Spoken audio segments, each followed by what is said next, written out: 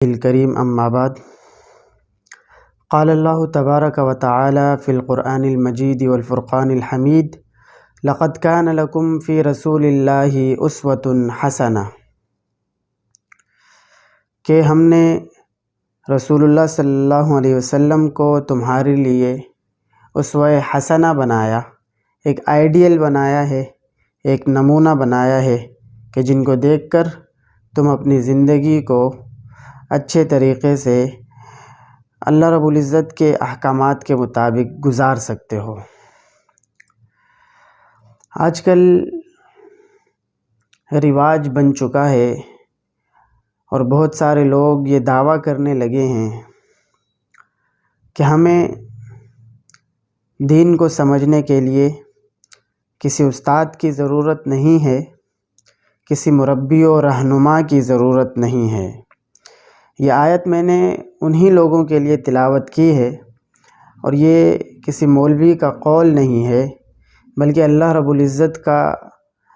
ارشاد ہے۔ اللہ رب العزت ارشاد فرما رہے ہیں اور اپنے مبارک کلام کے ذریعے سے ہماری رہنمائی فرما رہے ہیں کہ میں نے رسول اللہ صلی اللہ علیہ وسلم کو تمہارے لیے بہترین آئیڈیل، بہترین نمونہ بنا کر بھیجا ہے۔ یعنی اگر کوئی شخص یہ سمجھتا ہے کہ وہ کتابیں پڑھ لینے سے، ورق گردانی کر لینے سے، مطالعہ کر لینے سے کتابی علمی عالم بن سکتا ہے، تو یہ اس کی بھول ہے۔ ممکن ہے اس کے پاس علم آ جائے، لیکن اس میں خطا کا امکان بہرحال موجود ہے، اور وہ ممکن ہے بات کچھ اور ہو اور سمجھے کچھ اور اسے بیان کچھ اور کر دے۔ جیسا کہ آج کل ہمارے معاشرے میں روزانہ ایک نیا محقق پیدا ہوتا ہے، ایک نیا پروفیسر پیدا ہوتا ہے جو اپنی فیلڈ میں انجینئر ہوتا ہے، اور انجینئرنگ کرنے کے لیے بھی وہ اساتذہ کرام کی رہنمائی لیتا ہے، پریکٹیکل کرتا ہے، اس کے بعد جا کر وہ انجینئر بنتا ہے۔ لیکن یہ دین اتنا زیادہ آسان سمجھ لیا گیا ہے کہ اس کی تشریح کے لیے، اس کو سمجھنے کے لیے، لوگوں کو سمجھانے کے لیے آج کل لوگ کسی بھی قسم کی رہنمائی لینا پسند نہیں کرتے، یا اس کو بہت کمتر سمجھتے ہیں۔ اللہ رب العزت قرآن مجید میں ارشاد فرما رہے ہیں کہ رسول اللہ صلی اللہ علیہ وسلم کی زندگی تمہارے لیے بہترین نمونہ ہے، ان کی زندگی کو دیکھ کر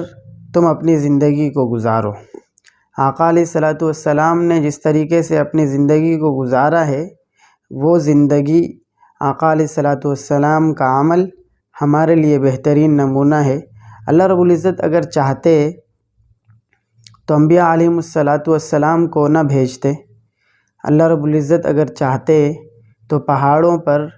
اپنے کلام کو اتار دیتے، کتابوں کو رکھ دیتے، اور یہ اعلان ہو جاتا کہ جائیں وہ کتاب اٹھائیں، اس کتاب کا مطالعہ کریں اور اس کے مطابق زندگی کو گزاریں۔ اللہ رب العزت نے ایسا نہیں کیا، بلکہ اللہ رب العزت نے پہلے انبیاء علیہم السلام کو بھیجا، اور ساتھ میں انبیاء علیہم السلام کو مصاحف دیے، کلام دیا، کتاب دی، قرآن مجید دیا۔ انبیاء علیہم السلام نے اللہ رب العزت کے فرمان کو، اللہ رب العزت کے کلام کو سمجھا، اپنی زندگی میں اتارا، اور پھر لوگوں کو گائیڈ کیا، لوگوں کو سمجھایا، لوگوں کی رہنمائی کی۔ تو اس آیت سے ہمیں پتہ چلتا ہے کہ علم بغیر استاذ کے، بغیر مربی کے، بغیر رہنمائی کے حاصل نہیں کیا جا سکتا۔ اگر ہم یہ سمجھتے ہیں کہ ہم بغیر کسی استاد کے صرف کتابیں پڑھ لینے سے، مطالعہ کر لینے سے علم حاصل کر لیں گے اور ہمارے لیے دین کو سمجھنا آسان ہو جائے گا، تو یہ ہماری بھول ہے۔ ہمیں اللہ رب العزت کے اس فرمان کو سامنے رکھنا چاہیے، اور ہمیں انبیاء علیہم السلام کی زندگی کو سامنے رکھنا چاہیے۔ سوال یہ پیدا ہوتا ہے انبیاء علیہ الصلاۃ والسلام کا سلسلہ تو ختم ہو گیا، اب تو انبیاء علیہ الصلاۃ والسلام نہیں ہیں، تو بات دراصل یہ ہے کہ انبیاء علیہ الصلاۃ والسلام کے ذریعے سے اللہ رب العزت نے یہ دین امت تک پہنچایا۔ انبیاء علیہ الصلاۃ والسلام کا سلسلہ جب ختم ہوا تو اللہ رب العزت نے ایک برگزیدہ جماعت کو انبیاء علیہ الصلاۃ والسلام کے قائم مقام بنا دیا، یعنی صحابہ کرام رضوان اللہ تعالی علیہم اجمعین کے ذریعے سے اللہ رب العزت نے بعد والے لوگوں کی رہنمائی کی، اس کے بعد تابعین نے بعد والے لوگوں کی رہنمائی کی، اس کے بعد تبع تابعین نے، اور یہ سلسلہ اسی طرح سے چل رہا ہے۔ یعنی کتابیں موجود ہیں، قرآن مجید موجود ہے، حدیث کی کتابیں موجود ہیں، لیکن اس کو سمجھانے والے بھی موجود ہیں، اس کو اساتذہ کرام سے سمجھ کر لوگوں تک پہنچا رہے ہیں۔ ایسا نہیں ہے کہ ایک مرتبہ کتاب لکھ دی گئی اور کسی بھی محقق نے، کسی بھی محدث نے کتاب کا مطالعہ کر کے حدیثیں بیان کرنا شروع کر دی، بلکہ یہ سلسلہ روایت در روایت، سینہ در سینہ انبیاء علیہ الصلاۃ والسلام تک پہنچتا ہے، اور